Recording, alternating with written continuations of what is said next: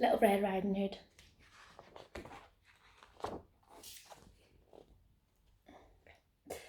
Once upon a time, there was a little girl called Little Red Riding Hood. She always wore a bright red cloak with a bright red hood. I love my cloak. She lived with her mother in a cottage on the edge of some deep, dark woods.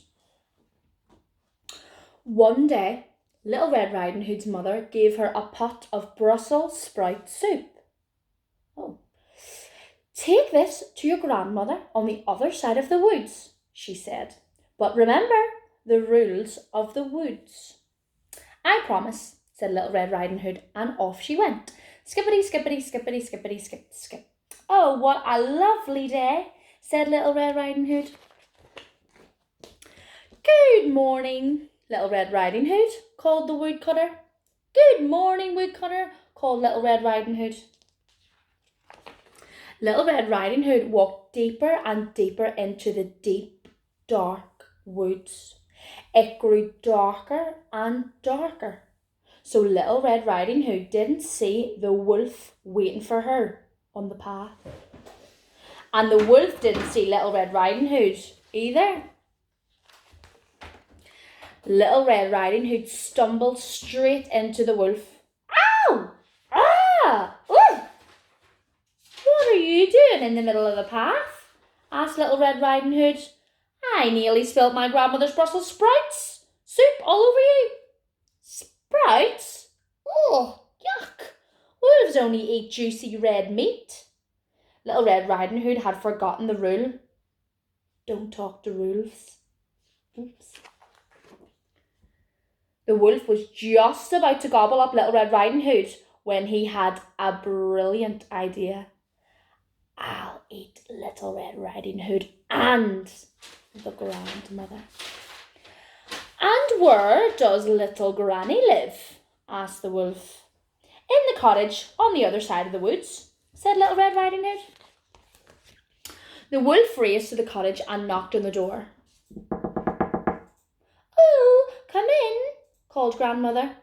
The wolf leapt into the room and gobbled up Little Red Riding Hood's grandmother in 2 flat seconds. Bony, but not too bad. Then he pulled on her cap, jumped into bed and waited for Little Red Riding Hood. Oh dear. Soon there was a knock at the door.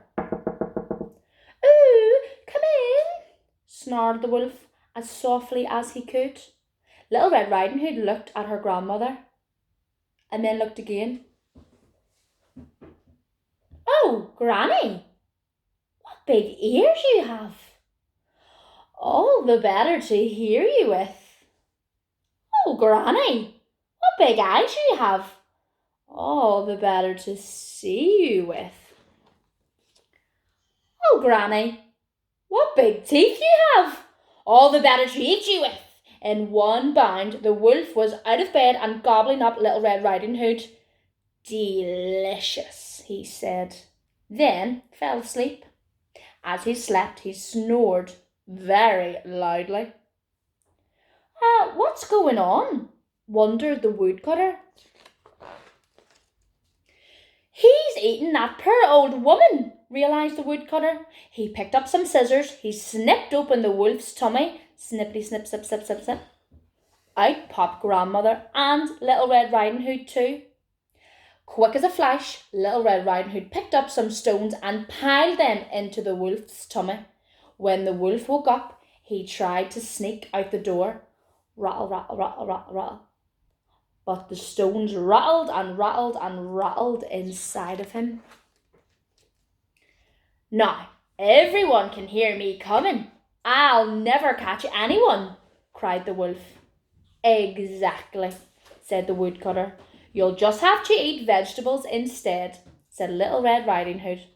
The wolf was never able to eat another person. Brussels sprout soup.